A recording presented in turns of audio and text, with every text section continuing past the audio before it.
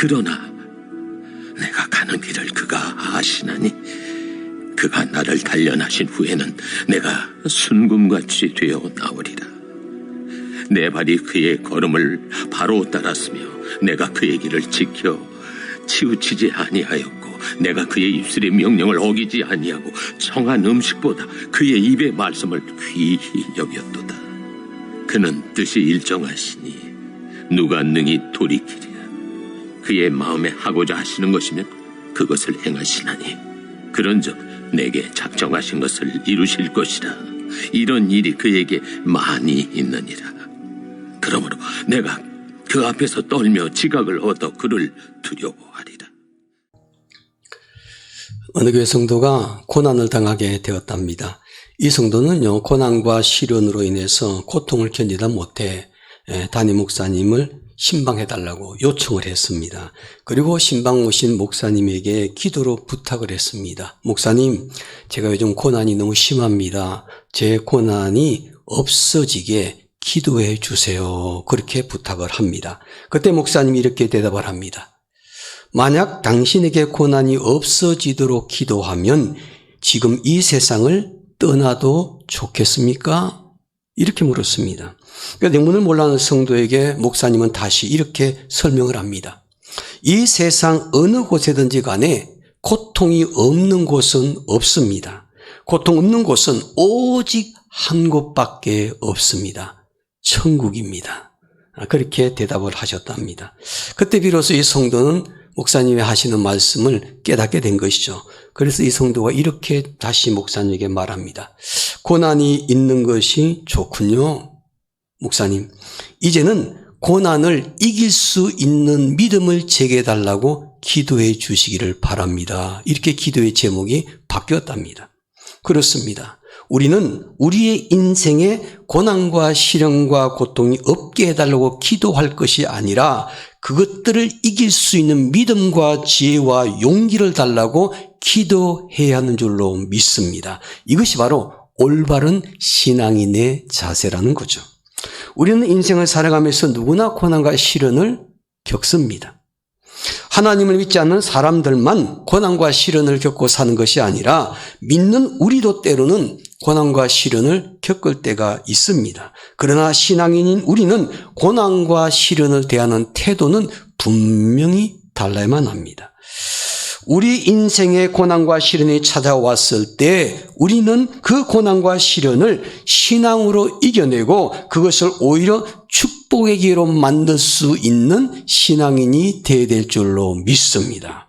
오늘 본문 말씀에 보니까 바로 그런 신앙을 가졌던 사람을 만날 수가 있습니다. 이 사람은 너무나 유명한 욥이라는 사람입니다. 성경에 나타난 욥 인물 중에서 고난과 시련과 고통을 가장 크게, 가장 많이, 가장 오랜 기간 동안 겪었던 사람이라 그러면 욥입니다. 이 고난과 관련해서 욥은요, 금메달을 그런 사람이었습니다. 그래서 욥의 고난의 인생을 기록한 책이 있는데 바로 그것이 오늘 읽었던 말씀인 욥기서 말씀 아닙니까? 그러나 이 책은 고난과 시련과 고통으로만은 끝나는 것이 아니라는 것입니다. 고난과 시련으로 인해 시작한 이 책은 마지막은 축복으로 끝을 맺습니다. 해피엔딩으로 끝나는 것이 욥기서입니다. 즉 욥의 인생은 한때 고난과 시련과 고통을 당했지만 나중은 하나님께서 부어주시는 2배의 축복을 누렸던 것을 볼 수 있지 않습니까? 욥은 자기 인생에 찾아온 고난을 알 수는 없었지만은 시련과 고통도 당했지만은 그는 오히려 그것을 믿음으로 잘 극복해서 더 큰 축복을 누렸던 사람인 것을 보게 됩니다. 호주 출신 작가 가운데 패트릭 화이트라는 유명한 분이 있습니다. 이분은요, 노벨 문학상을 수상한 사람인데, 그는 일찍이 작가 수업을 받기 위해서 영국으로 건너갔습니다. 열심히 연구해서 글을 썼지만은 사람들이 주목해 주지를 않습니다. 결국 스스로가 실패했다고 생각을 했습니다. 시리와 낙심에 빠져서 이 사람이 고국인 호주로 돌아와서 이제 간 곳은 저 첩첩산중에 있는 산속에 들어가서 나무꾼이 되었답니다. 깊은 산속에서 나무를 베면서 그래도 자기가 잘할 수 있는 글 쓰는 것, 그걸 잊지 아니하고 낮에는 열심히 나무를 베고 밤에는 계속해서 글을 썼습니다. 그래서 발표한 작품이 두 가지가 있었는데 첫 번째 작품은 인간의 나무라는 작품을 발표했고 두 번째는 행복의 계곡이라는 책을 써서 발표를 했습니다. 그런데 놀랍게도요, 이 두 권의 책에 사람들이 관심을 갖기 시작했습니다. 그 작품을 보면 사람들의 찬사가 그에게 쏟아졌습니다. 깊은 계곡에서 나무를 베내는 일은 심히 고통스러운 일이었죠. 그러나 그는 그것을 행복한 계곡으로 받아들였습니다. 행복한 계곡이구나. 패트릭 화이트는 그 작품에서 이렇게 얘기를 합니다. 인간은 자신이 겪은 고통만큼 삶이 진보한다는 것입니다.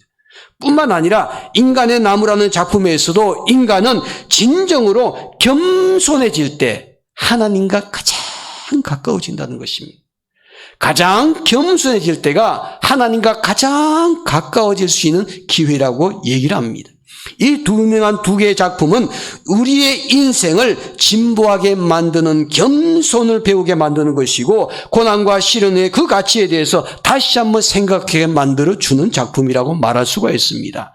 고난과 시련은 우리의 삶을 진보하게 만들어줍니다. 고난과 시련은 우리를 겸손한 사람으로 세워줍니다. 뿐만 아니라 하나님의 축복을 누릴 수 있는 기회를 제공해 주기도 합니다. 그러므로 여러분과 저는 고난과 시련 속에서도 삶의 진보와 하나님의 축복을 동시에 누릴 수 있는 그런 성도들이 꼭 되시기를 주님의 이름으로 축복합니다. 그러면 시련 속에서도 이런 인생의 유익을 얻으려면 우리는 우리 인생에 대해서 어떤 태도를 가져야 될까요? 본문에 나타난 욥의 모습에서 배울 수가 있는데요. 욥은 고난과 시련을 당하고 있을 때 그의 인생 길에 대해서 이런 태도를 가졌습니다. 이것은 욥이 자신에게 찾아온 고난과 시련을 극복하고 믿음으로 승리하고 축복을 받을 수 있는 비결이었습니다. 그것이 무엇일까요? 오늘 본문 10절 말씀을 보시기 바랍니다. 10절 말씀을 우리 다 함께 읽겠습니다. 10절입니다. 그러나 내가 가는 길을 그가 아시나니 그가 나를 단련하신 후에는 내가 순금같이 되어 나오리라.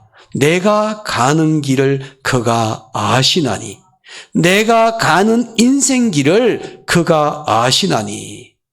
여기서 그는 누구를 말할까요? 하나님을 말씀하고 있습니다. 욥은 내가 가는 길을 누가 아신다고 말하느냐 하면은 하나님이 아신다고 고백을 합니다. 욥이 고난과 시련의 길을 걸었을 때 자기는 그 길을 왜 걷게 되었는지 몰랐지만은 하나님은 그 길을 알고 계셨습니다. 그가 나를 단련하신 후에는 내가 순금같이 되어서 나올 것이라고 고백을 합니다.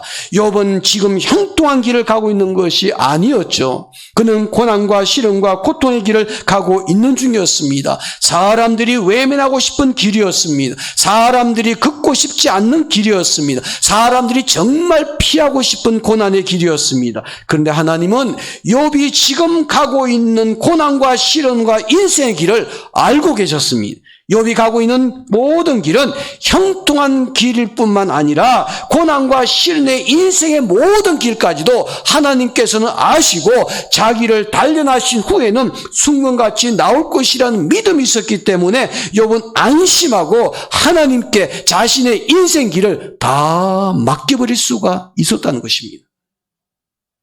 여러분, 시련 속에 있었던 욥의 인생길을 다 아셨던 하나님, 그가 어떤 길을 가고 있는지, 어디로 가고 있는지 그의 인생길을 아셨던 하나님께서 오늘 여러분과 저의 인생길도 아시는 줄로 믿습니다. 우리가 고난과 시련의 길을 가고 있을지라도 우리가 지금 가고 있는 길과 어디로 가고 있는 길인지 우리의 인생 길을 하나님께서 모두가 다 아시기 때문에 우리는 그분께 우리의 모든 삶의 여정을 맡길 수가 있는 것입니다. 오늘 저와 여러분들이 코로나19 팬데믹이라는 상황 속에서 매일매일이 어떻게 살아야 될지, 또 미래가 어떻게 될지, 이것이 언제쯤 종식될지 아무도 알 수가 없어서 심히도 답답합니다.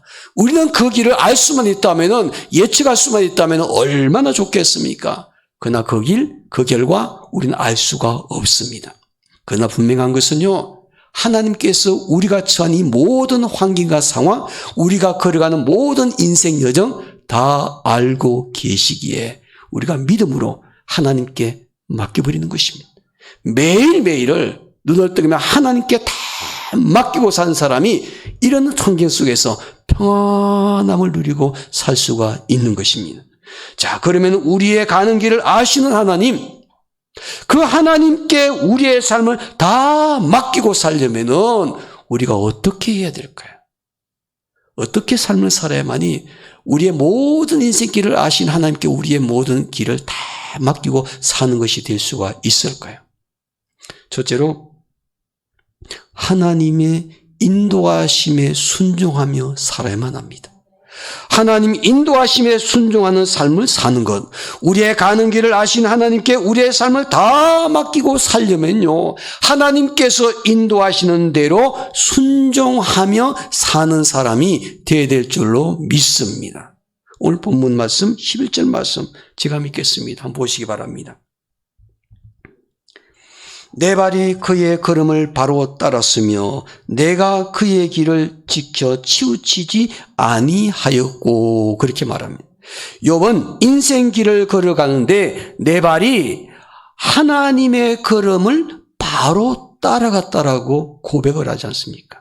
그리고 그 길을 갈 때는 다른 길로 치우치지 아니하고 오직 그 길만 따라갔다고 이야기를 합니다.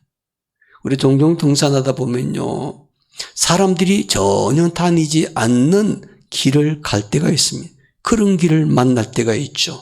그래서 순간 내가 길을 잃었구나라는 두려움에 사로잡힐 때가 있습니다. 사람들이 다니지 않는 그 숲속길, 산길을 갈 때는 우리가 어떻게 해야 할까? 딱 방법 하나입니다. 누군가가, 한 사람이 지나갔던 흔적이 있다면은 그 흔적만 따라가는 것입니다. 그 발걸음을 따라가는 것이죠. 그 밟고 간 그것을 따라가게 되면은 안전하게 되죠. 우리가 시련 가운데 있는 욥의 발도 마찬가지였습니다. 시련 속에 욥의 발은 자칫 잘못하면은 실족하기 쉬운데 그 발은 가장 안전한 하나님의 발걸음을 따라갔다는 것입니다. 어떤 길로도 치우치지 않고 오직 하나님께서 인도하시는 그 발걸음을 따라 순종하며 한 걸음 한 걸음 나아갔습니다. 그리할 때 욥은 그 고난과 시련을 잘 극복하고 마침내 하나님의 축복의 자리에 설 수가 있었습니다. 여러분, 위험한 길을 갈수록 넘어지지 않기 위해서는 어떻게 해야 되는가? 앞사람이 간 그 안전한 길을 따라가는 것입니다.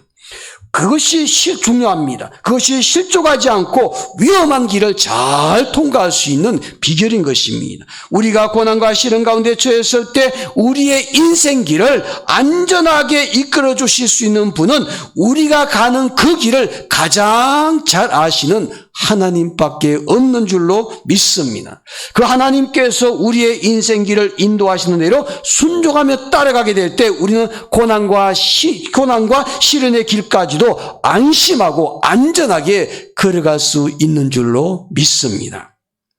중세시대의 한 성당에서 성가대에서 찬양대원들이 성가 연습을 하고 있었습니다. 잠시 쉬는 시간이 되었는데 아주 한 어린아이가 한 명이 그 성가대 지휘자에게 다가왔습니다. 성가대 지휘자가 무슨 일이니 물었습니다. 그랬더니 이 아이가 대답하는 말이, 저요, 찬양대원이 되고 싶어요. 너처럼 이렇게 어린아이는 이곳에 찬양대원이 될 수가 없어. 좀 더 어른이 되고 나면은 그때 봐서 찬양대원으로 해줄게. 그랬더니 그 아이가 고개를 가로지으면서요, 그 성가대 지휘자에게 이렇게 말했답니다. 지휘자 선생님, 저는 찬양대원이 꼭 되고 싶습니다. 그런데 이 자리에 오게 된 것은요, 하나님께서 저를 인도하셔서 하나님의 인도하심 받고 왔습니다. 그렇게 얘기를 한 거예요. 아주 당돌하게 확신에 차서 하나님께서 나를 인도하셔서 이 성가대 대공이 되기 위해서 찾아왔습니다. 이렇게 말하니까 지휘자가 하나님이 인도하심 따라 왔다 그러니 믿음 있는 사람이니 어떻게 할 수가 있겠습니까? 그래? 알아서 어쩔 수 없이 근데 저 뒷자리에 앉아가지고 어른들이 볼 때 그냥 따라서 부르면 돼. 하나님 인도하심이란 그 말에 어쩔 수 없어서 그냥 받아주었답니다. 그런데 이 아이가 노래를 하는데 보니까 노래 실력도 꽤 괜찮아요. 그리고 아주 열심히 노래를 부르는 것을 보게 되었습니다. 그래서 사람들이 그때부터 이 어린아이를 주목하기를 시작을 했답니다. 이 아이가요, 훗날 찬송가 585장 내 주는 강한 성이요, 이 찬송가를 썼던 마르틴 루터라는 사람입니다. 이 찬송가를 쓰면서도 유명했지만 더 유명한 것은 중세시대에 부패했던 캐톨릭을 종교개혁을 일으키는데 중요한 인물로 쓰임받았던 사람이었죠. 마르틴 루터는 하나님의 인도하심에 어렸을 때부터 아주 민감하게 반응을 했던 사람이기에 그는 어른이 되어서도 위대한 종교개혁을 할 수가 있었습니다.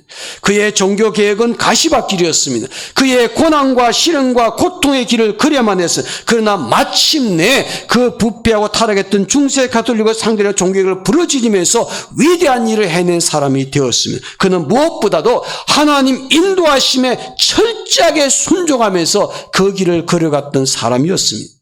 시련 속에서도 하나님의 인도하심 따라 순종하는 사람이 그 시련을 극복하며 마침내 하나님의 축복의 자리에 서는 사람이 될 줄로 믿습니다. 우리가 가는 그 모든 길 하나님이 아시기에 우리가 그 길을 가려면 어떻게 해야 될 것인가? 철저하게 하나님 인도하심에 순종하며 가는 삶이 되셔야만 합니다. 둘째로는 하나님 말씀을 귀히 여기는 삶을 사셔야만 합니다. 시련 속에서도 하나님의 인도하심 따라 살려면 하나님 말씀을 귀히 여기는 사람이 되어야만 한 것입니다. 시련 속에 있는 욥의 태도를 보시기 바랍니다. 그가 하나님 말씀에 대해서 어떤 태도를 가졌는지 오늘 성경 우리에게 이렇게 말씀해 주고 있죠. 12절 말씀 우리 다 함께 읽겠습니다. 12절입니다. 내가 그의 입술의 명령을 어기지 아니하고 정한 음식보다 그의 입의 말씀을 귀히 여겼도다. 욥은요, 시련 속에서도 하나님 말씀을, 하나님의 명령을 어기지 아니했다라고 고백을 합니다. 그러나 하나님께서 말씀하시는 명령을 어기지 아니하고 그 말씀대로 순종하며 살았습니다. 그 이유는 늘 먹던 음식보다 하나님 말씀을 귀히 여기기 때문이었죠. 욥은 고난과 시련 속에서도 하나님 인도하심을 받으면서 하나님 말씀을 너무나 귀하게 여기면서 그 말씀을 받아 먹었습니다. 그가 하나님 말씀을 어느 정도 귀하게 여기느냐면 오늘 본문에 보니까 정한 음식을 먹는 것보다도 더 귀하게 여겼다. 그렇게 말해요. 여기서 정한 음식은 우리가 지금 일상적으로 먹고 있는 하루 세 끼, 그 음식을 말하는 거죠. 그러니까 욥은 하루 세 끼 우리가 먹는 음식 그것도 중요하지만 그보다 더 하나님 말씀을 귀히 여기는 것을 중요하게 여겼다. 그 말이죠. 기성세대들은 때가 되면 무조건 밥 먹지 않습니까? 저도 그 중에 한 사람이지만은 시간만 되면은 밥을 먹습니다. 그래서 하루 세 끼를 놓치게 되면은 큰일이 나는 것처럼 생각을 하죠. 그러다 보니까 우리의 자녀들에게 젊은 세대에게 우리와 똑같은 사고방식으로 때만 되면은 배도 안 고픈데 먹어라 얘기할 때가 있지 않습니까? 근데 젊은 세대는 때가 되면 먹는 것이 아니고 배가 고프면 먹는 거죠. 우리는 때가 되면 먹지만은 기성세대는 때가 되면 먹지만 젊은 세대는 배가 고프면 먹는 것이죠. 때가 되어서 먹든 배가 고파서 먹든 공통점이 하나 있습니다. 사람이 먹지 않으면 살 수 없다는 거죠. 음식이 그만큼 우리에게 중요합니다. 그래서 밥심으로 산다고 또 사람들이 얘기하지 않습니까? 하루 세 끼 정한 음식을 먹는 것이 우리에게 참 중요합니다. 식사하지 않으면 기력을 얻지 못합니다. 건강을 유지하지 못합니다. 그래서 정한 음식을 먹는 것이 매우 중요합니다. 그러나 욥은 하나님의 입의 말씀을 그것보다 더 귀하게 여기면서 그 말씀을 먹었습니다. 그리고 그 말씀을 따라 하나님 인도하심을 받았습니다. 그것이 바로 시련을 이겨내는 비결이었습니다. 그러므로 시련을 극복하는 비결은 하나님 인도하심을 받기 위해서 하나님 말씀을 귀하게 여기며 규칙적으로 그 말씀을 영의 양식으로 섭취하는 성도가 되어야 될 줄로 믿습니다. 유명한 청교도 성경학자인 메투엘리라는 분이 있습니다. 이분은요, 평생 동안 하나님 말씀을 집중적으로 연구하면서 책을 썼던 분이셨습니다. 매일 성경을 읽고 매일 연구하고 매일 기도하면서 매일 묵상하다가 놀라운 진리의 말씀들을 책을 썼습니다. 그것이 주석이 되었습니다. 그래서 신학교에 가게 되면요, 메투엘리 주석이라는 아주 고전입니다. 이것은 반드시 꼭 읽어야 될 주석처럼 그렇게 유명한 책이 되었습니다. 이 메투엘리가 마지막 임종이 다가왔을 때 그의 가장 친한 친구 일라그레라는 사람인데 그 사람에게 이렇게 자기의 인생에 대해서 고백을 했답니다. 하나님을 섬기며 그와 말씀으로 교제했던 삶이야말로 이 땅에서 살아오는 동안 가장 행복하고 가장 기쁜 시간들이었다. 하나님 말씀을 통해서 하나님을 만나는 시간, 그것이 가장 행복하고 편안하고 기쁨이 충만한 삶이었다고 그는 자기의 경험을 고백을 했습니다. 반면에 볼테르라는 사람이 있는데 이 볼테르라는 사람은 합리주의 프랑스 학자였습니다. 그는 생전에 했던 일이 뭐냐면 책을 썼습니다. 그 책은 전부 다 교회를 비판하는 책이었습니다. 교회를 비난하는 그런 소책자를 많이 썼습니다. 다른 종교들처럼 기독교도 앞으로 100년이 지나고 나면은 이 지구상에 없어질 종교라고 그는 비난하면서 책을 썼습니다. 성경 역시 단순한 동화 이야기가 될 것이라고 그는 끊임없이 주장을 했습니다. 볼테르가 드디어 죽게 되었습니다.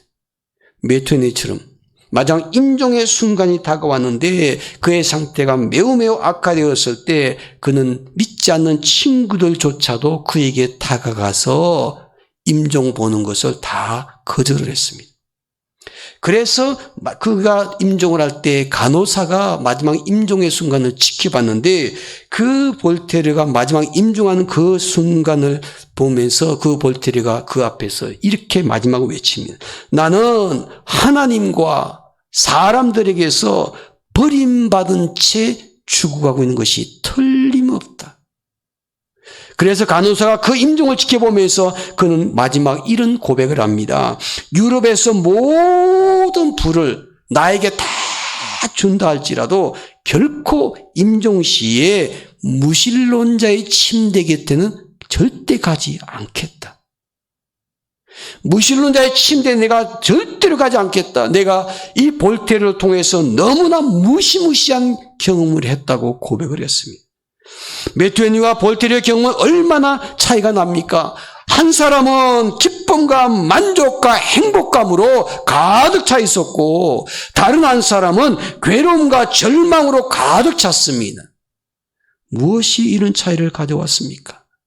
한 사람은 하나님 말씀을 사랑했습니다.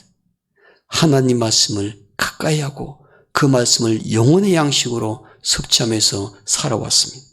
다른 한 사람은 하나님 말씀을 비판했습니다. 하나님 말씀을 멸시했으면 그것이 그의 인생을 갈라 놓았습니다.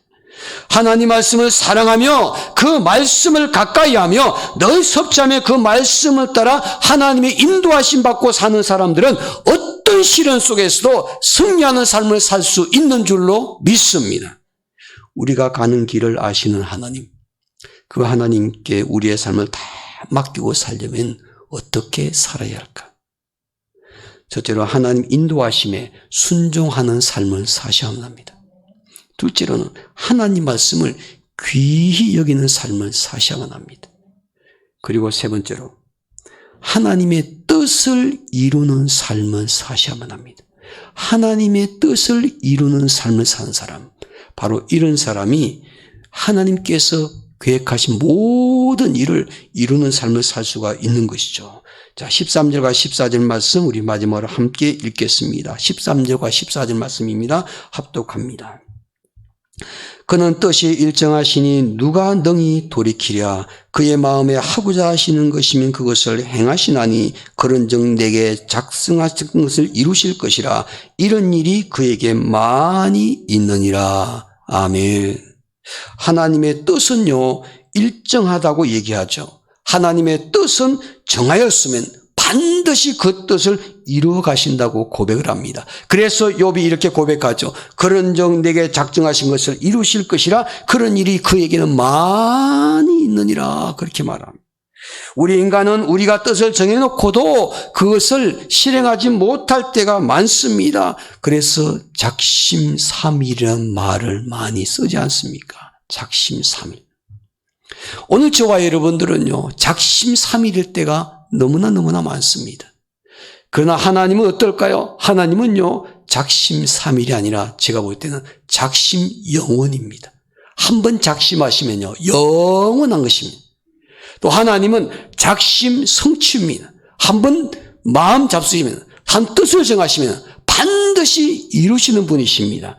하나님은 작정하신 것을 반드시 이루시는 분. 하나님께서는 그런 일이 그런 일이 어쩌다 있는 것이 아니라 그런 일이 많다고 말합니다.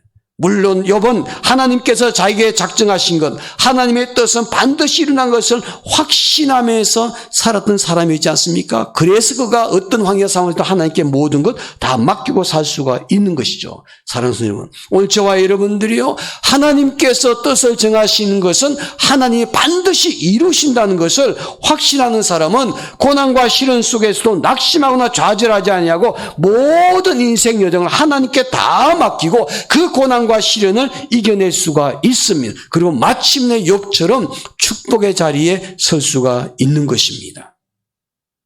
욥은 이해할 수 없는 고난과 시련을 당했지만은 그 상황 속에서도 하나님의 뜻을 구하며 자기의 뜻을 이루려고 했던 것이 아니라 하나님의 뜻을 이루는 사람이 되었습니다.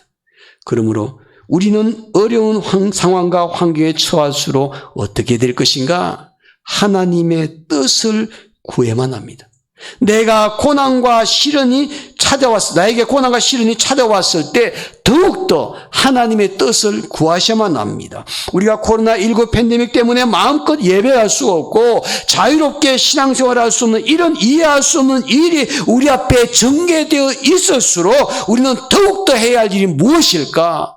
하나님의 뜻을 구하는 것입니다. 하나님의 뜻을 구하는 것이 중요합니다. 왜냐하면 하나님의 뜻은 반드시 이루어지기 때문인 것입니다. 로마서 8장 28절에서 말씀하시기를 우리가 알거니와 하나님을 사랑하는 자 곧 그 뜻대로 부르심을 입은 자들에게는 모든 것이 합력하여 선을 이루느니라고 말씀하셨습니다. 하나님의 뜻은요, 항상 선한 줄로 믿습니다. 그 선한 하나님의 뜻이 우리의 삶 속에 이루어지면은 우리는 어떤 환경과 상황 속에도 모든 것이 합력해서 선한 결과, 가장 좋은 결과를 우리가 보게 될 줄로 믿습니다. 오늘 저와 여러분들이 걸어간 인생길, 우리가 이해할 수 없는 지금 상황을 경험하고 있지만은 그러나 우리가 가는 그 길, 우리는 모를지라도 하나님은 아신다는 것. 그리고 하나님께서는 그 가는 길을 통해서 하나님의 뜻을 반드시 이루시되 선한 결과를 하나님의 자녀들에게 갖게 준다는 믿음을 가지고 이번 한 주간 동안도 하나님께서 인도하시는 그 길에 순종하며 나아가기 위해서 늘 말씀을 귀하게 여기고 그 하나님의 뜻을 구할 수 있는 그런 하나님의 사람들이 되기를 주의 이름으로 축원합니다. 기도하겠습니다.